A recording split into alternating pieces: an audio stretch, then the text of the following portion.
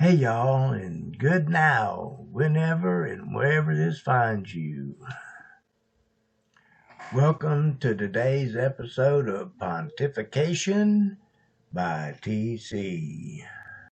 Today I have a special opportunity. My latest joy was to make snippets out of an interview that a radio station did with Jimmy Dore. And they had a Zoom of all four of them together, and so for me it was to take snippets, and I had a really great time, and so I want to share some of those with you now. This snippet's about Robert Kennedy Jr. and about how he's being smeared and ignored by the media. Ask you really quick. Our whole concept for our radio is called Radio Uninvited because we feel that, voices in the middle are really not paying attention to like things like work, like how much money we're making, how the minimum wage hasn't gone up, like all these things. And what are these schmucks paying attention to? Mr. Potato Head and the Green M&M and all of their rotten, idiotic nonsense that nobody in their right mind should give half a shit about. So how is it that, people like Andrew Yang, say what you want about him, I like him because he's talking about, concepts like when artificial intelligence comes to life and there's going to be an automation and AI tsunami, we can't have these schmucks in Congress like attack each other on culture wars.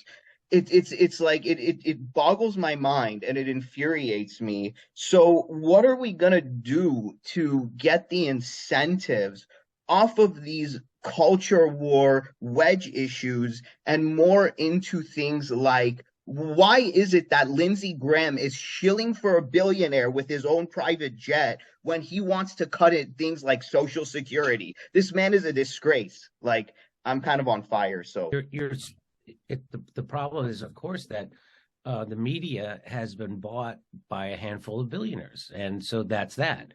And so they have narrative control, and that's why, what's funny though is that here's a surprising thing I just found out. So RFK Jr. is going to run on as a Democrat, right, in the Democratic primary, which I urged him not to do that, and several reasons, but one of them was that I didn't think he realized how much the people who voted for Joe Biden and Hillary Clinton hate him, right? And but that's what I thought, right? And so, because I know how much they hate me, and he's way further left than me on certain things anyway. And so I thought for sure they would, he wouldn't get a 0.1% of the polling. First of all, he's polling at 10% already. Most people haven't heard his message, but not only that, but 46% of the people who say they're going to vote in the Democratic primary, presidential primary, 46% of them have a positive view of RFK Jr. That's unbelievable. I had no idea because of the smear job the corporate press has been doing on him. The big pharma-funded press has been doing on his investigation into vaccines and vaccine safety. That just for doing that. Before that, he was a hero, everybody's hero. He made the Hudson River clean again, right? He got them the pay to clean up all. And everybody loved him. And then he turned his thing on Big Pharma, and they're like, no way. We control the media, dummy. And we're going to smear you relentlessly. And that's exactly what they've been doing. But he knew more than me. Again, that's not a tough trick, but he certainly did. And because he knows probably better than I do that half the people who vote for Joe Biden and Hillary Clinton actually feel good about him. And that if he gets his message out to the rest of them, maybe he has a good chance. We'll see what I think. I think that's the most interesting thing that I've come across in the last week anyway. I love that.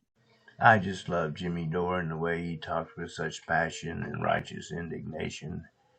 And I hope you enjoyed this, and I will see you down the road.